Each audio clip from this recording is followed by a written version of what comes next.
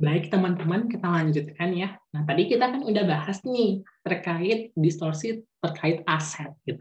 Nah, tadi kita kan udah baca nih, udah mendengarkan juga ya. Ternyata ada 3 ya yang mengalami distorsi gitu ya. Pertama aset, liabilitas gitu kan, dan terakhir ekuitas gitu kan. Nah, pertemuan part ini kita bahas terkait liability dan ekuitas. Seperti itu teman-teman. Nah, pertama kita akan bahas terkait liability distorsi, gitu kan.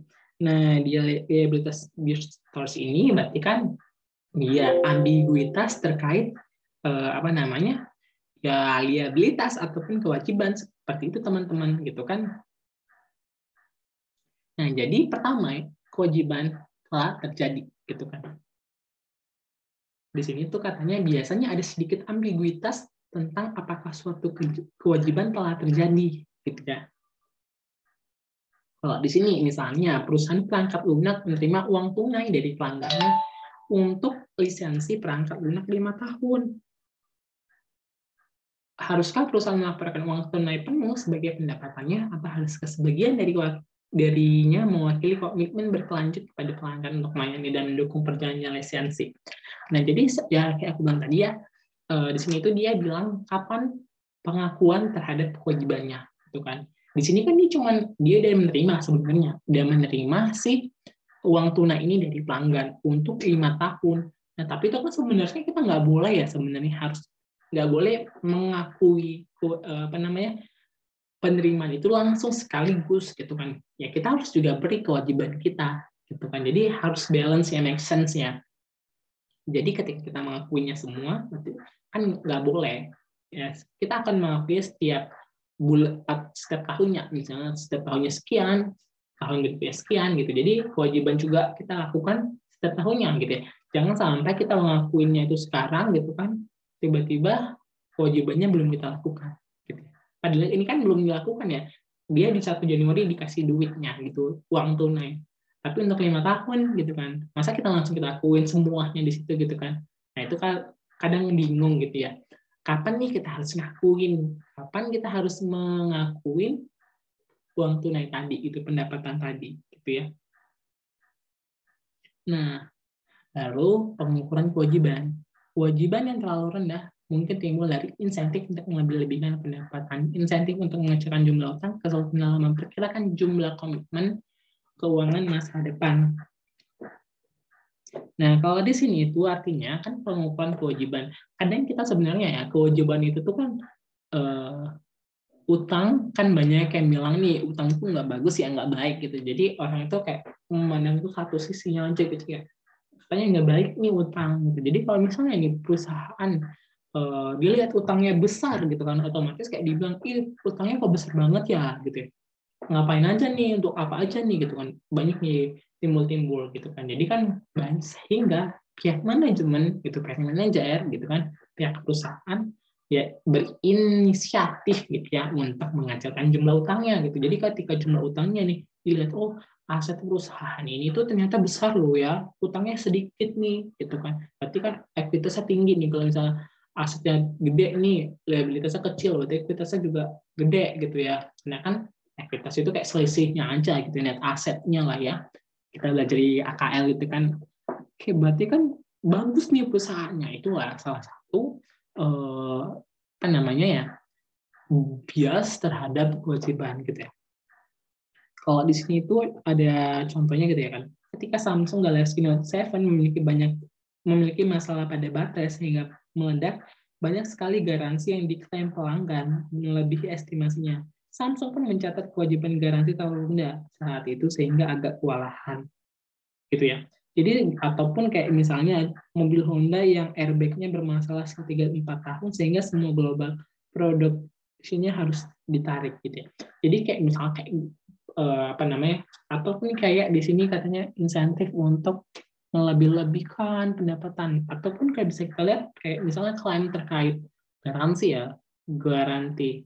Nah itu kan ya apa ya, kayak misalnya ya kalau kita lihat semisalnya kalau ada terjadi misalnya suatu permasalahan terhadap produk kita kan biasanya tuh ada garansinya gitu ya kan. Kalau misalnya klaim dari garansi itu melebihi estimasi pun berarti kan otomatis kewajibannya itu juga akan tinggi gitu kan. Misalnya perusahaan X gitu kan menerbitkan produk produk X gitu ya. Nah, produk X ini itu bergaransi sekian tahun, bergaransi ini gitu kan. Kalau rusak bawa lagi kemari gitu misalnya. Nah, seandainya gitu kan banyak yang mengklaim garansinya ini gitu kan, otomatis kan si perusahaan itu tuh banyak juga ataupun tinggi juga dong kewajibannya gitu kan. Garansi kan bagian dari kewajiban kita gitu ya, kewajiban dari perusahaan untuk memperbaikinya. Nah, seandainya kita mencatat itu terlalu kecil gimana gitu kan, jadi itu distorsi gitu kan namanya ya, sehingga sehingga itu yang harus kita lihat gitu ya, bagaimana kondisi realnya gitu. Seharusnya dia klaim garansi untuk seluruh produknya misalnya 900 juta nih, tapi tiba-tiba cuma dia nyatet cuma 300 juta. Nah, itu kan nggak fair ya, dia tidak menjelaskan kondisi perusahaannya dengan real seperti itu teman-teman. Baru ada understated, ada kewajiban salah saji. Nah, mencatat pendapatan diterima di muka sebagai pendapatan. Nah, ini jelas salah ya teman-teman. Ya, of course ya, namanya pendapatan diterima di muka itu ya unearned revenue, ya nggak boleh kita catat jadi pendapatan. Ya, namanya unearned itu bagian dari kewajiban. Kita udah dapat uangnya duluan, jadi kita akan melakukan kewajiban kita, gitu ya. Nah, jadi nggak boleh kita mengakuinya sebagai pendapatan, itu harus mengakuinya sebagai unearned, gitu ya. Oke. Baru kalau di sini katanya menghapus piutang dari neraca ketika mereka telah dijual dengan recourse. Artinya perusahaan harus menjamin sejumlah dana jika pelanggan gagal bayar. Baru sewa terstruktur sebagai sewa operasi daripada keuangan sewa, sehingga aset kewajiban berada di luar neraca, kewajiban pensiun dikecil-kecilkan. Nah, itu sih contoh-contohnya ya gitu ya. Ataupun kalau yang lain tuh mungkin ini aja sih, coba ini dulu ya, kita bahas aja yang ini. Kalau ditambah-tambah yang lain, tambah bingung juga. Oke? Nah, sama juga nih, untuk di liabilitas ada understated dan overstated, teman-teman. Untuk understated sendiri ya, jadi understated liabilities itu kewajiban cenderung diremehkan ketika perusahaan memiliki komitmen utama yang sulit untuk dinilai. Hal ini juga mungkin terjadi ketika manajer memiliki inisiatif yang kuat untuk melebih-lebihkan kesehatan posisi perusahaan untuk meningkatkan laba yang dilaporkan dengan melakukan ini. Jadi pendapatan di muka dikecilkan melalui faktor pendapatannya agresif ya. Kayak aku bilang tadi, ini dia nggak, kan namanya pendapatan di muka ini itu kan adalah bagian dari ataupun bagian dari liabilitas. Nah, sedangkan masa pihak perusahaan mengakuinya sebagai pendapatan. Kalau namanya dia di sini kan kalau dia ngakuin sebagai unearned, sebagai liabilitas kan nanti liabilitasnya meningkat. Nah, dia nggak mau nih liabilitasnya kelihatan meningkat. Nah, dia berusaha bercepat-cepat untuk supaya pendapatannya gitu. Ini nggak boleh gitu. Harus sesuai gitu. Harus sesuai dengan sewaktunya gitu. Waktunya kalau sekian ya sekian kita akuin. Jangan cepat-cepat banget nih padahal belum terrealisasi gitu ya. Baru pinjaman dari piutang yang didiskontokan dari SPFP. Baru ketiga atau bagian C, kewajiban pensiun dan pasca pensiun tidak dicatat sepenuhnya. Nah, kan ada, kalau kemarin ya seingat aku itu kan ada kayak kewajiban gitu ya, kewajiban di pensiun gitu ya.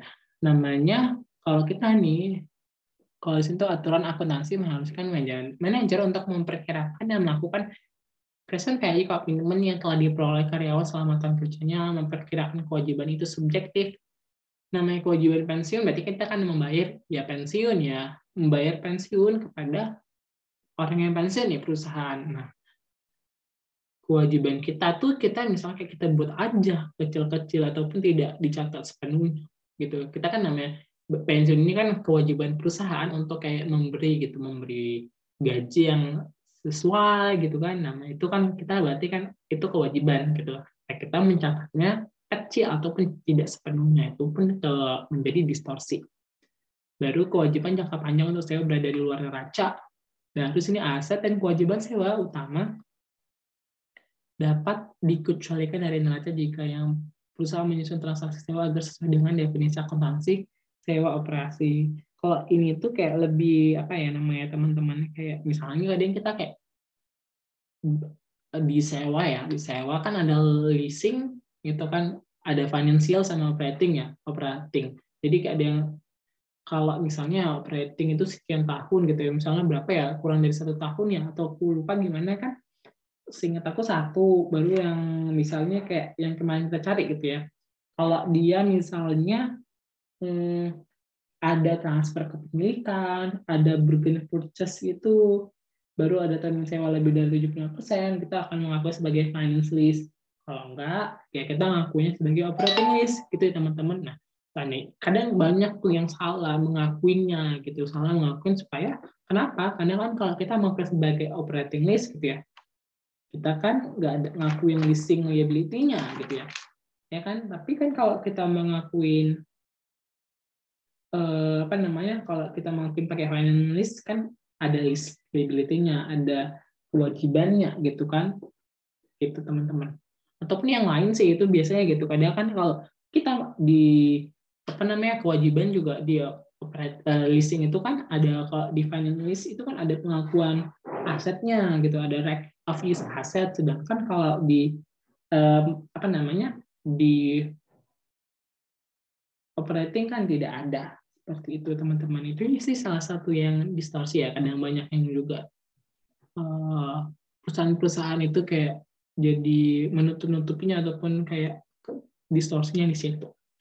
Nah, kalau di equity distortion itu yang namanya sini kan distorsi aset atau kewajiban dapat mendistorsi ekuitas. Jadi bisa aja kan salah satu dari situ mengalami distorsi, otomatis ekuitas juga akan mengalami distorsi. Nah, ekuitas adalah klaim residual atas aset yang perusahaan setelah melunasi kewajiban. Jadi kayak ya ekuitas itu atau net aset ya udah aset kurang liabilitas. Nah, distorsi ekuitas adalah distorsi yang timbul dari distorsi aset dan distorsi yang mempengaruhi earning. Nah, mungkin seperti itu ya. Kalau di sini tuh kalau distorsi ekuitas itu biasanya ada beberapa terkait efek dari hybrid security, baru efek dari perubahan aset dan liabilitas. Jadi kalau efek dari perubahan aset dan liabilitas ya, misalnya tadi distorsi dari aset pasti akan mempengaruhi si ekuitas, sehingga ya ekuitas akan mengalami distorsi gitu kan. Baru kalau distorsi yang hybrid itu ya misalnya terkait convertible bonds gitu ya. Convertible jadi kayak dia pengakuan kayak namanya pembagian lah. Convertible itu pembagian terkait berapa ekuitas, berapa si debt. Jadi kayak misalnya debt yang menjadi equity atau equity yang menjadi debt, perubahan-perubahan seperti itu yang nanti kita akan bahas di distorsi ekuitas ini. Mungkin itu dulu ya teman-teman terkait aset, terkait distorsi terkait aset, liabilitas, dan equity. Oke, mungkin itu dulu teman-teman. Oke, kita lanjut lagi ya untuk pertemuan ketiga, bahas soal sedikit aja. Oke.